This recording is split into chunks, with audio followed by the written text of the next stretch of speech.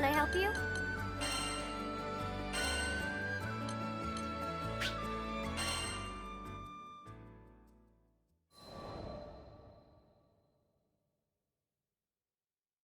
Hey, heard about your little spat with Id. Wish I still had that kind of energy.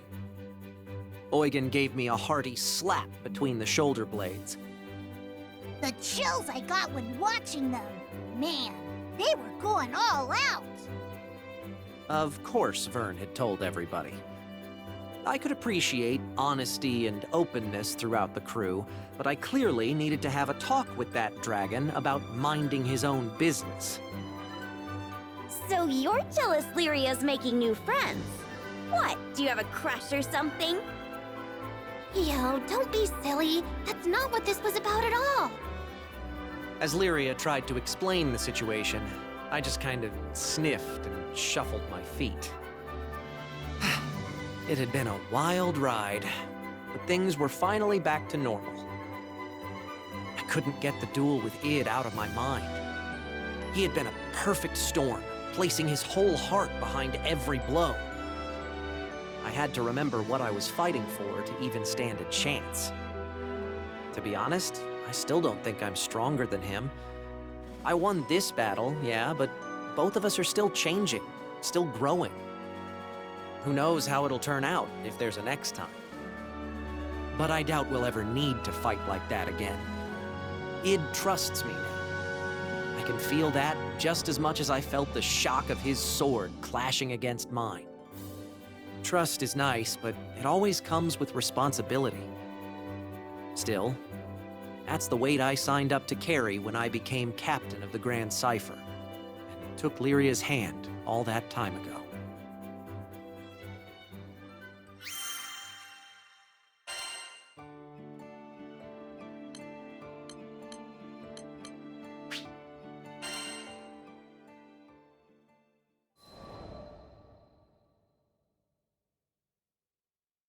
We really don't get a break. For sure. It felt like everybody in Zega Grande had a job for Mr. Fix-It. Today's request? Just taking down a monster that can demolish a small village with a sneeze. No biggie. Vern, could you get us some potions? You betcha! Liquid health coming right up!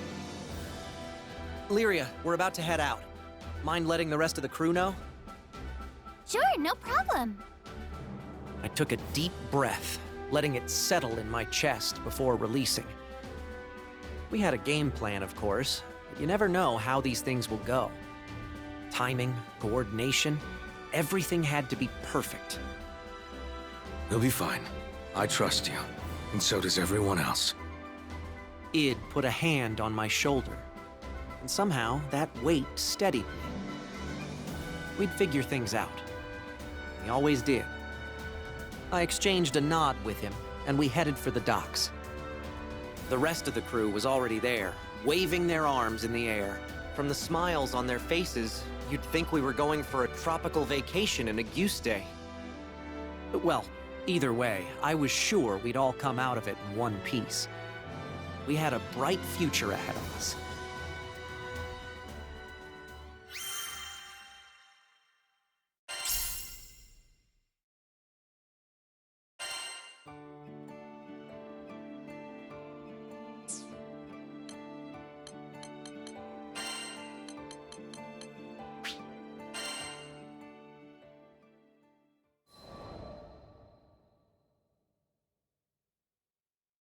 We were back at square one. In hopes of finding some new leads, we split up and interviewed every Seed Hollow local we could find. Despite our efforts, we found little new information. Zothba and his connections, on the other hand, proved invaluable once more as they unearthed a new clue. The girl wore a crown of flowers. I froze in place. I knew this primal. In fact, I learned of her on my first visit to Zega Grande. Konohana Sakuya, was it? Yes. An ethereal girl bearing a floral crown? It had to be her. Her presence would explain why Lyria sensed a primal beast in addition to Excavalion. She was pack-bound to Ulmarane Island, and she held domain over blossoming flowers. The unusually vibrant bouquets blooming across Seed Hollow just added more proof of her proximity. With the culprit identified, only one problem remained. Me. After what Sakuya and I went through, I doubt she would ever show herself around me again.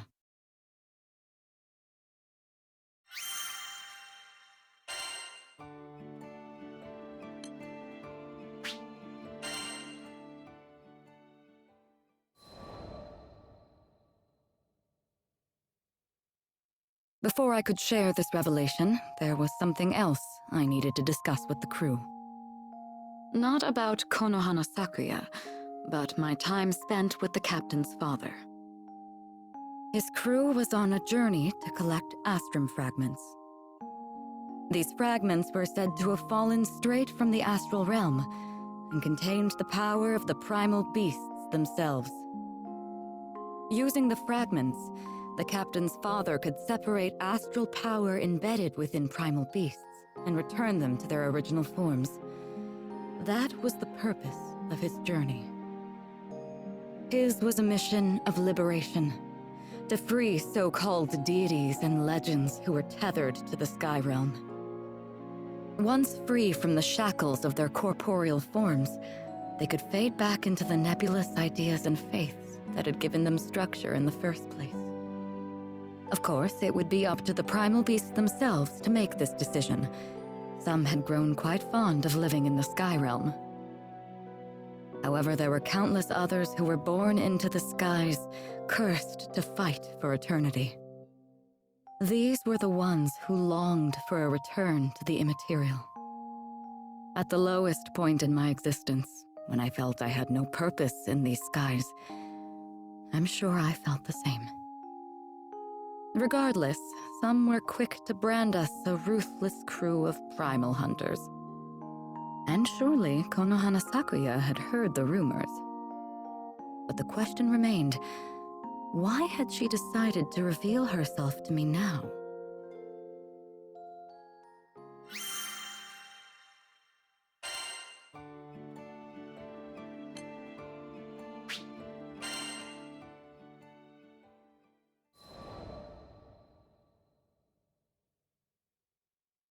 Unfortunately, simply knowing the identity of the girl would not solve the problem of her many phantom appearances. So, is this, Kahuna Yakuza? You think she's the one causing the monsters to come out? Unlikely. I've never met her in person, but I don't think she and the ominous forms are connected in the slightest. Yo, got some new intel on the girl. You're still, working the case, right? The family Zathba had been continuing to search for clues in the background, and thankfully, their search bore fruit. In one of the areas where the ghostly girl was sighted, a bystander had found an ancient book. Broke my brain trying to read the dumb thing, but you're smart and pretty smart and, well, yeah. Oh, poor boy couldn't even get his words straight. Thank you. You're quite the gentleman. No, I'm not. I'm a badass. Anyway, I should get going. He had barely placed the book in my hands before scurrying off. What had gotten into him, I wonder? I opened the book and peered through the rune-like characters inside. No normal person would be able to decipher this. Oh, that looks really complicated. Really? Let me see. When Vern approached the book, Roland's transceiver began to glow. It illuminated the text, somehow morphing the illegible script into something readable. My breath caught in my chest. Had an astral authored this book?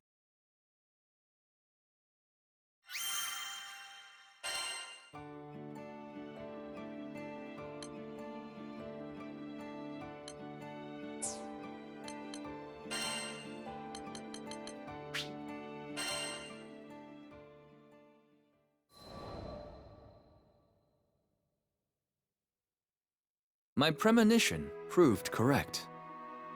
His lordship finds himself in need of your assistance once more. Hans's voice was almost apologetic. What troubles him? You remember the record we found on our previous trek, don't you? I nodded. The Lord of Grossgard was searching for a family heirloom, and this record detailed its whereabouts. However, the directions were written in code, which Ludwin had yet to decipher. He told me, and I quote, "Hans, don't you dare bother the charming and brave Lancelot over a mere trifle. But he hasn't made any headway on his own, and I've no doubt he's secretly yearning for your aid." I looked at the butler with some confusion. Hans, I recall you saying you'd already completed the trial with Ludwin's father. Indeed. Then your assistance would be far more valuable than mine. Come now, it is a butler's duty to serve his liege's best interests, and Lord Ludwin's shall be best served with my silence. I suppose Ludwin would never grow if Hans simply led him to the answers. Better that we pieced out the puzzle together. Very well. I accept your request.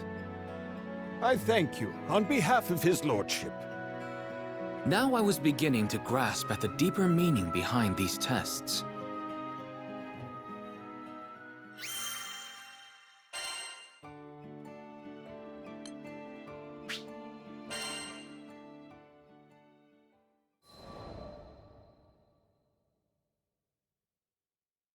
Hans took me to Grossgard. As an artist's soul is mirrored in their brushstrokes, so too is a lord's character reflected in the state of their dominion. Everywhere, you could see Ludwin's gentle touch. From the full fields, to the content faces of the farmers, to the laughter of children and adult alike that filled the air. What do you think of our humble land? I tore my eyes away from the bright orchards and turned to Hans. It's beautiful. It may not be large or bustling, but I've never been to such a peaceful dukedom. I'm sure his lordship will be pleased to hear that assessment. Suddenly, I found myself curious.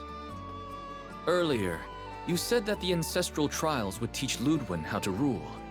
But judging from what I've seen here, he is already a capable lord. What more would you like him to learn? Hans smiled tenderly, as a grandfather might when speaking of a beloved grandchild. I should have known an avid scholar like yourself would read between the lines. Make no mistake, Ludwin is not a perfect leader yet, but it is not my place to discuss his flaws. Then tell me this. Are his flaws related to his family's inability to fight? Let us call it a starting thread, but the full tapestry is so much more.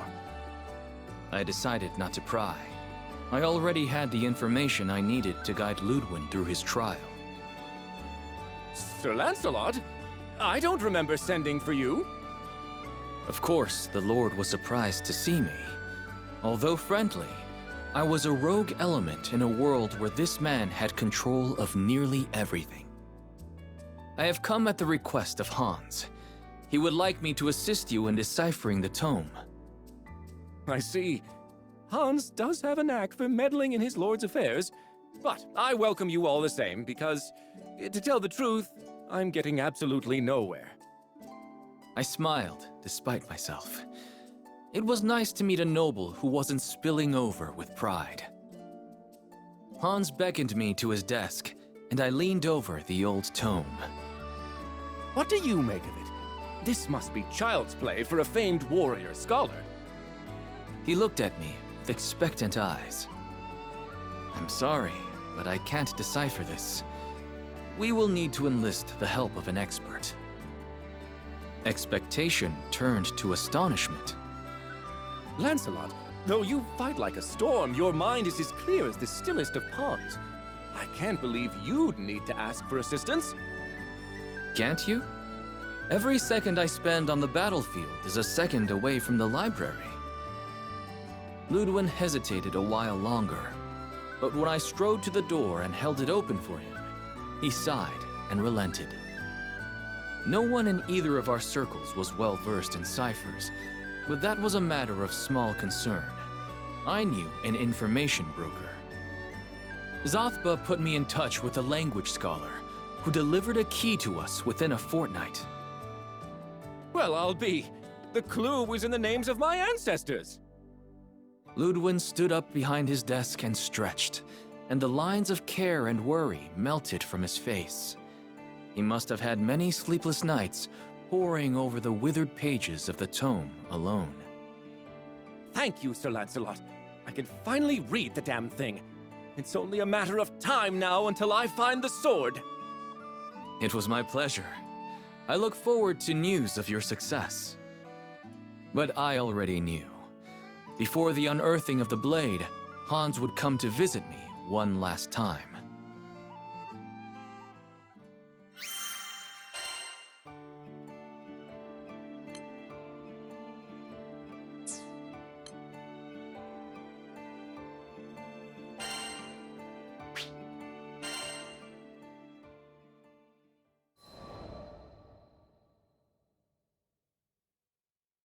The roar of fire, a cry of pain. Before me, the hewn carcass of a monster, yet smoking. I smothered the pity arising in my heart, for I knew that to let the beast live was to let others die. I long for days when I need not draw my blade.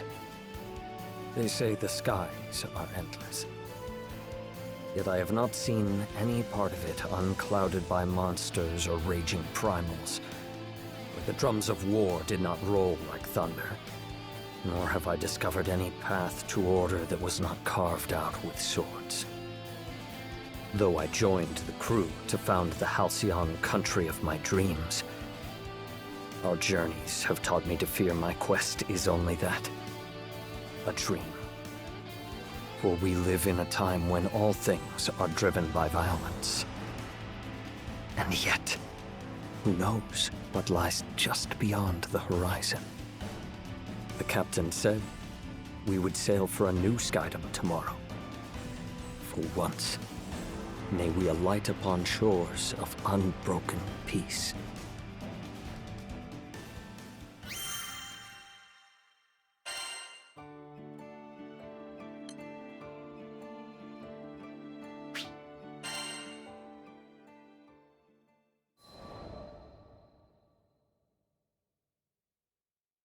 The House of Wales had 3 sons, bound as much by love as they were by blood. The eldest was named Aglavale, the next, Lamorak, and the youngest, Percival. I had not yet seen many summers when war broke out in a neighboring country, raising a tempest of violence that would blow us all asunder.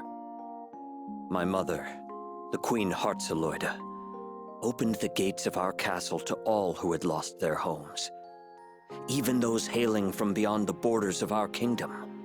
She would often say, Regardless of our lineage or nation, we are all connected, in joy and in sorrow. it was through her example that we learned to honor our neighbors. And yet the same people she gave generously to would be the very ones to take her life. I will never forget the scene of her death. I can yet hear the echoes of Aglavale's curses. See the stark white of Lamorak's face as his magic failed to save the one thing he treasured most. And I can feel the warmth leaving my mother's hand as I knelt over her, unable to offer anything but my tears. To the very end, all her thoughts and worries were for us. How can an absence feel so heavy? What heart, having borne the weight of grief, will not be changed forever? For my part, I grew to despise the violence that robbed me of my family. I swore I would raise a new kingdom, above the tides of blood, where the gentle gardener and the honest plowman may live out their days in peace. The same grief, however, bent Aglavale on a different path. Believing he could conquer tragedy and banish it from our lands, he began amassing great power. But where power treads, war soon follows.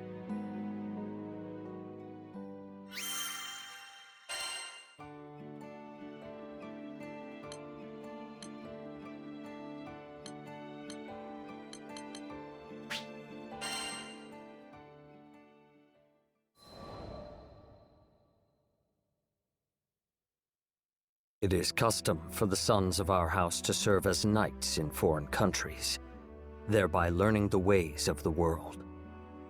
I went to Fiendrock, an ally of Wales, and there joined the Black Dragons, in time becoming vice-captain.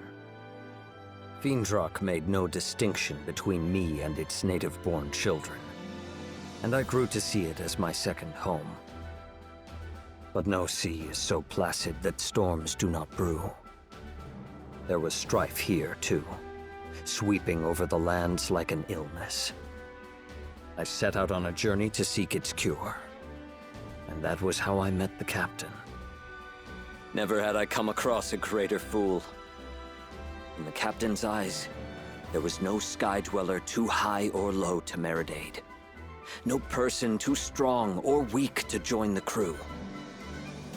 Who better then to stand by me as I built a kingdom on an impossible dream? And it was not I, nor Lancelot, nor Vayne, nor my former commander Siegfried, but the captain who contributed most to the restoration of Fiendrock. Once the dust settled, we found traces of a foreign power that had first sown the seeds of unrest. We tracked this power back to Wales and its throne room, where my brother Aglavale sat. Still mourning for our mother, he was waging a war on war, murdering tragedy and washing away tears with blood. But one cannot fight fire with fire, for what beauty will bloom from the ashes? Once again, I borrowed the aid of the captain to stop my brother's rampage and help him see reason. Though Aglavale's deeds were wrong, they came from a desire to do good. 'Tis a simple matter to speak words of censure. The wise guide others not through saying, but through doing. Thus I shall build my country and show my brother it is not the flames of war, but the gentle hearth fire that will guide us to peace. Each day brings me nearer to my aim. Fortune has granted me a handful of stout-hearted vassals, the captain foremost among them. Though I am not possessed of any land, our ship is bound for the end of the skies. Surely we will sail over some quiet green fields where I may lay the cornerstone of my kingdom. My greatest care is the safety of the crew. The path of the Grand Cipher is beset by many perils, and I will not have a single vassal taken from me. So I have resolved to travel alongside and defend my captain, until the day I may sheath my sword forevermore.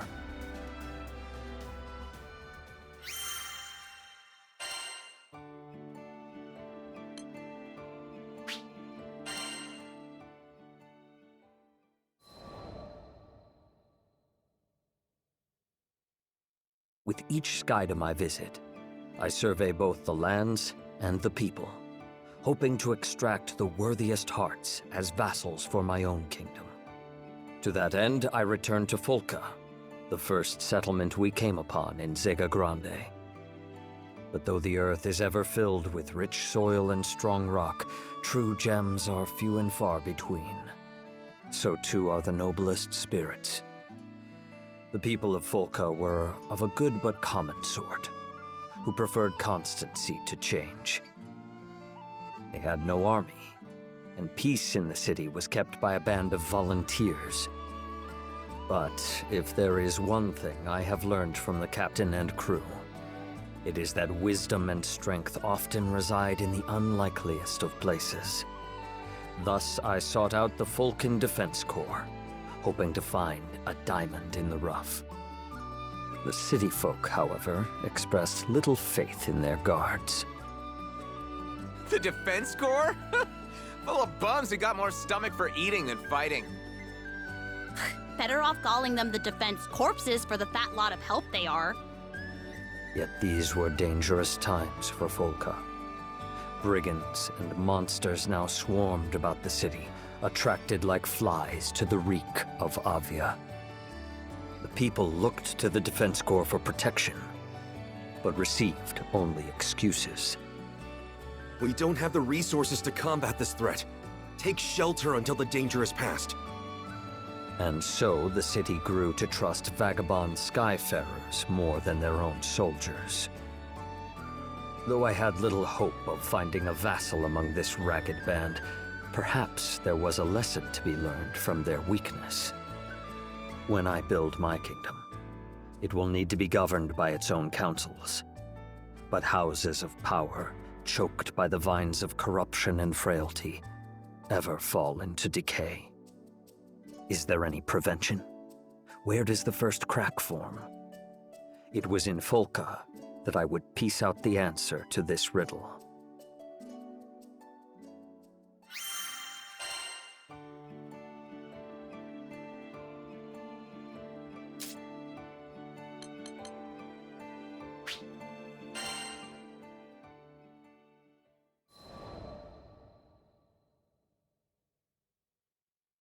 I can no longer recall when I first met the captain. All I can say is our paths crossed in dark times, when nights were sleepless, and the wind whispered with insidious intent. Fiendrock, my homeland, was crumbling from within, consumed by the weakness of her own people. I ventured abroad to seek help from our neighbors, but this rendered me blind to schemes hatched in the heart of our court. When I returned, the adders sprung, and I found myself falsely convicted of regicide. Disgraced, I fled the kingdom and wandered for a while in the pathless wild. Perhaps I would still be there, slowly fading into the shadow, had the crew of the Grand Cipher not come for me. The captain never once doubted my innocence, led me back to Fiendrock, and cleared my name. My honor was restored. Thus concluded the greater part of my tale, but the Grand Cipher's myth was just beginning. I joined the crew to see this story unfurl. Our journey, like all great journeys, has passed through both sorrow and joy. We have traversed the wilds, crossed kingdoms forgotten, and met all sorts of folk. I've always found the meeting of people to be miraculous. Throughout the course of history and on into the future, there have been and will be at least as many people as stars in the sky. For any two souls to come together is as wondrous as looking up into the night and seeing your image set against the velvet and winking lights. Do not know if it was fate that brought me and the captain together, but I do know I will never meet such a person again.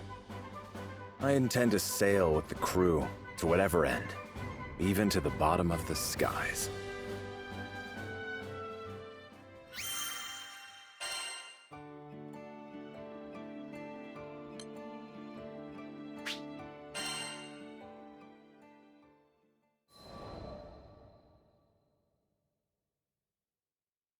In my youth, I was vain and headstrong.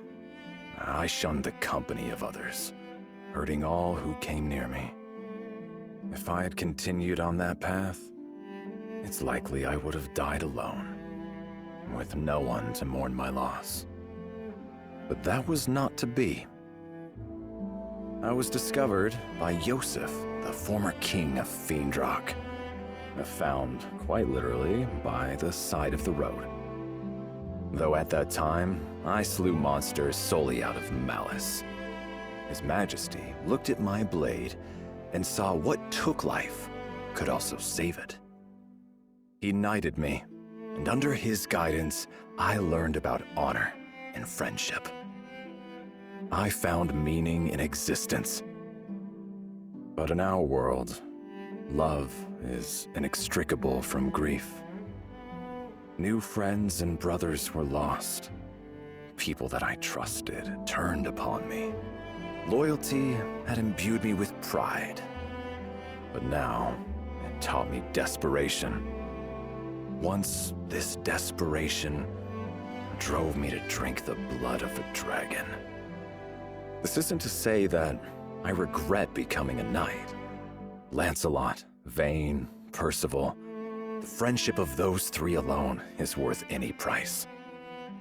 I learned the greatest lesson of all from them, that no matter how much is lost, we may always find hope in younger generations. They are what we must fight to defend. They are our purpose.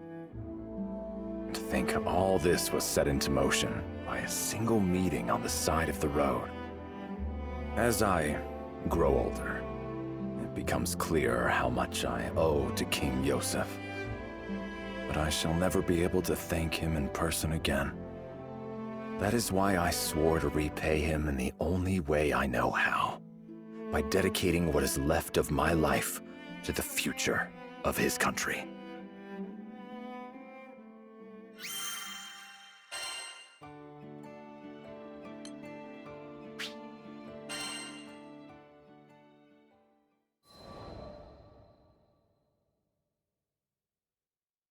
I know King Yosef would not want me to grieve overly much for him, but he turned me from a vagabond into the captain of the Black Dragon Knights. Under his rule, the base were ennobled, tall towers were raised, and withered fields burst forth into color. He might have done much more, had traitorous hands not cut his life short. The royal consort Isabella, covetous of his power, killed the king and smeared the guilt of it on me. Unable to prove my innocence, I was forced to flee the capital. For weeks, I was hunted by soldiers I had trained by my own hand, Lancelot foremost among them. My name was now reviled, scrubbed like a stain from the halls of honor. But this caused me little pain, for I never hungered after fame or titles. I served the crown because I loved my country, the same reason for which King Yosef wore it. Even as his body was broken and he lay on the threshold of death, he called only for the mending of Fiendrock. I would not let our home waste away under the shadow of Isabella's ambition. I returned to the Marches, where I dwelled in secret, gathering information. I worked alone, and even Lancelot was kept from my counsels. I did not tell him of my innocence, nor why I sought to cut out the now festering heart of our court. My silence was not due to a lack of trust. It would have been impossible for me to reach Lancelot unseen. Any attempt at communication would likely have ended with my arrest. But even had there been a clear path to Lancelot, I would have kept to myself. Lancelot was and is still young, and young minds are easily molded. If I was to leave the protection of the kingdom to him, I needed to be sure that he was more than just clay, that he had an uncorruptible, ironclad core. I needed to be sure he was not the type to blindly follow orders or emotions. He wavered, as we all do, but fortunately, he was not alone. He had the support of his childhood friend, Vayne, and of the Grand Cypher's captain. They were his light and anchor, and with their help, Lancelot navigated the swirling tides of intrigue and arrived at the shores of truth. We were thus reunited, and together delivered Fiendrock from Isabella's clutches. I had fulfilled King Yosef's last wish, and Lancelot had come into his own. It was time for me to step down and place the country in the hands of the young. And so it was that I put the rolling hills and bright walls of my home behind me, and and embarked on a journey of discovery across the skies.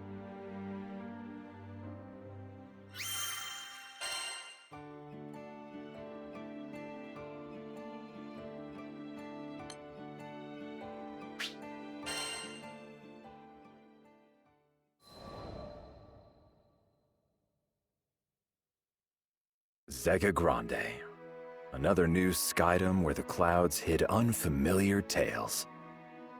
My travels aboard the Grand Cipher have taken me to many far-flung places, where I have found that there is yet enchantment in this world.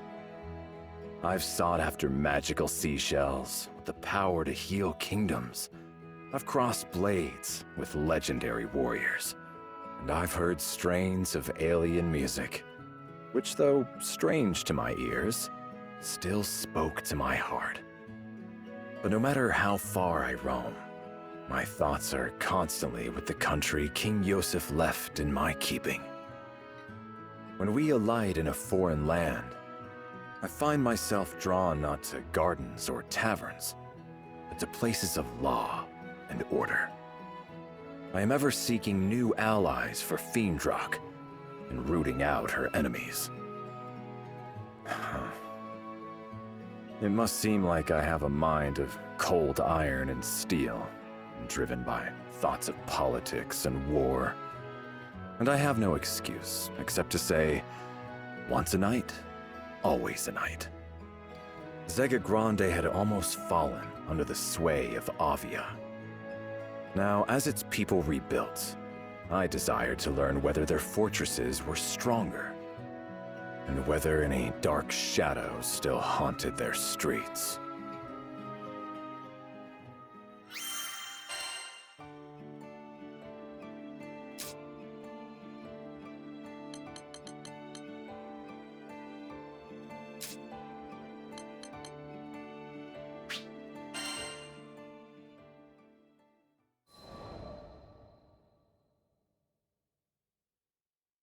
Now I just had to track me down a living, swimming myth. Couldn't be that many lakes harboring legends, right? Turns out there were few eyewitness accounts of such fish. Guess they didn't like flashing their scales as much as the fisher god. But I knew they had to exist. Why would he make up the challenge? So back to Sierra we went. She kindly asked the Fishermen's Guild and scholars to lend their assistance. They told us of a potential target. A beautiful fish, said to have the loveliest iridescent scales in the world. But it had never been caught, so it had yet to receive a proper name within academia. As if to tempt me more, we learned the locals called it the jewel fin. Catching it would be like grabbing a cloud, but the more I heard, the more I needed it. Surely it was a fool's errand. Too bad I was beside myself with determination. A being that existed somewhere between reality and rumor, I had to catch me some of that. Thus, in the coming days, whenever I found a semi-reliable lead, I would fly to the spot and cast my line. Went to salt lakes where a sip of the water would dry you to the bone. Wandered around underground streams where you couldn't see your hand in front of your face. And then every place in between. The captain, Lyria, and Vern accompanied me on my flights of fancy, but they grew tired of the pace. I wouldn't force them. I had planned to make the trip alone anyhow. All I wanted to do was find the unfindable, to catch the uncatchable. It was a good sign, honestly. They say anticipation exists right before accomplishment. Take a new sword technique. You only perfect it the day before a duel. A consequence of pre-battle nerves sending your noggin into overdrive. And this fish-off was a duel to the death for me and the fisher god. It would be the accomplishment of the century for any who live by the rod. I was having the time of my life. But I knew I didn't have forever. We were in this skydom for a reason, and that mission had to take precedence. I decided my next search would be the last. It brought me to a labyrinthine jungle, which had claimed many adventurers in the past. I heard that somewhere inside was a spring turned monster den, One look at its bewitching twinkle would be enough to drive a man mad, and he'd throw himself into the pool to be swallowed. Relying on those exaggerated claims for guidance, I braved the forested depths to discover not a glorious spring, but a regular old bog. Ugh. Ain't no legendary fish ever lived in a place like that. But still, I cast my rod, and Vern and the captain waited with bated breath as they watched me bobber-a-bobbin'. The swamp remained quiet. I was neither overcome with anticipation nor bored from inaction. I was part of the stillness, and my rod was my connection to it. I was one with nature and leap and liver fish a bite. I tugged the fish to the surface and began to tear up as the most perfect, lustrous twinkle broke the murky waters. Turns out none of the scholars' descriptions were quite right. But this was it. This was the jewel fin of legend.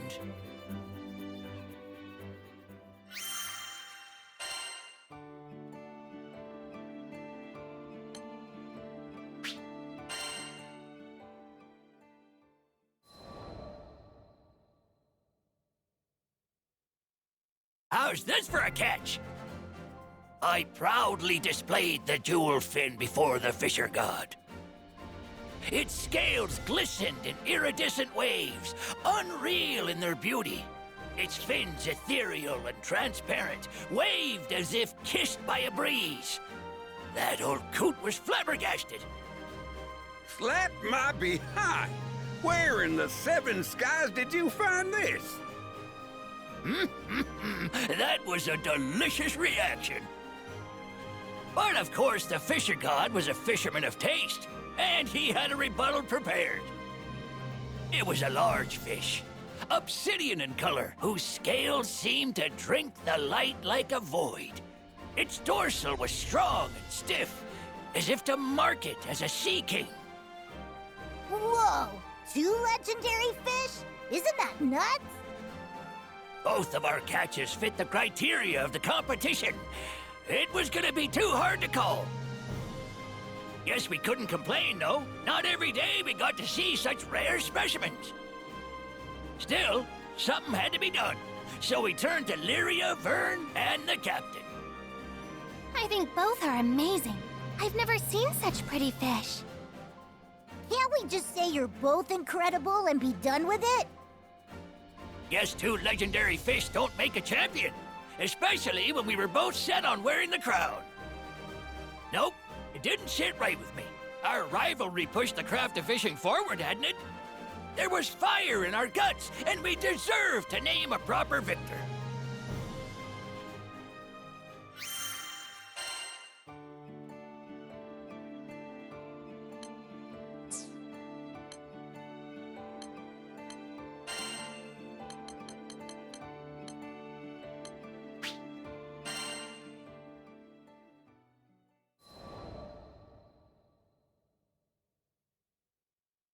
Wow, these vegetables are very... unique. Yes, unique. I brought Vern and Lyria with me in hopes of lifting Irene's spirits. How do you make a tomato look like a shriveled bone? That's talent, I guess. Vern was, for better or worse, brutally honest. Now, who did that remind me of? Vern, don't be rude. It's fine, Lyria. He's not wrong. Though she had every right to be offended, Irene took the comment in stride. Our 2 most carefree members of the crew seemed to be rubbing off on her. Guess it was the right call to bring them.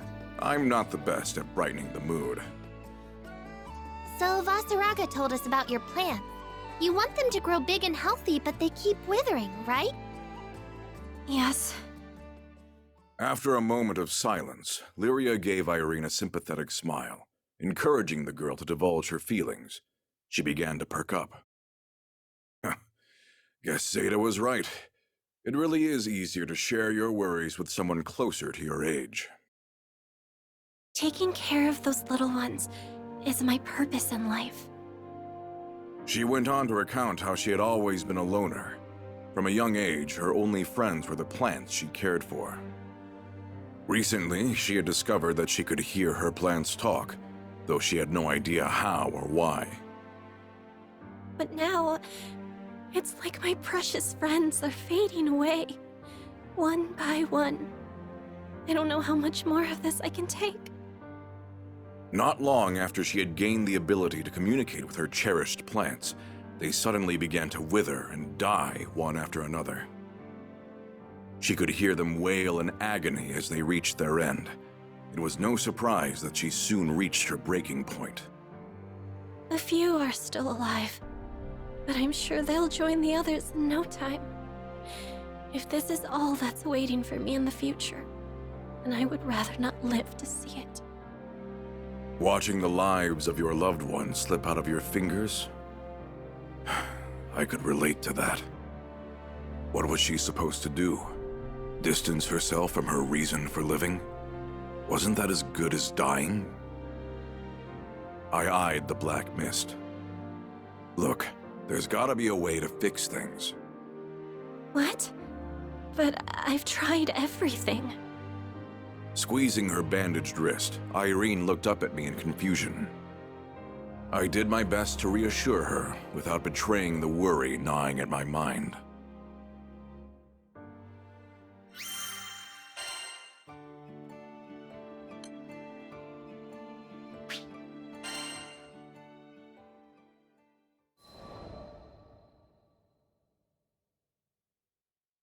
What happened here?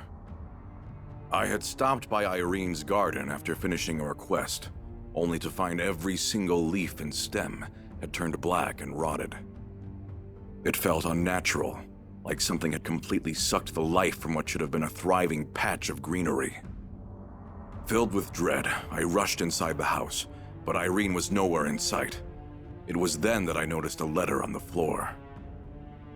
To the blasphemer who betrayed Avia, you should know that Lady Lilith wished to bathe the skies in destruction. Have you not yet realized that clinging to life is folly? That living is a sacrilege to all we preach? You have two choices before you. Watch as that forbidden implement spreads darkness to all those innocent folk living around you, or return to Avia and repent. So Irene had ties to the Church of Avia, and they'd fitted her with some sort of cruel device. Reminded me of Lyria and the Mind Sealer. If they had hurt Irene like they hurt Lyria... Damn. Thought I'd finally dealt with this pain. But there I was, failing to protect yet another innocent life. Brooding on it for too long wasn't going to bring Irene back, so I left the house and scoured the town. Avia always had a flair for drama, but I detected no commotion in town. Which means, bastards snuck away in a ship. Knowing there were precious few minutes to trail them, I rushed to the port.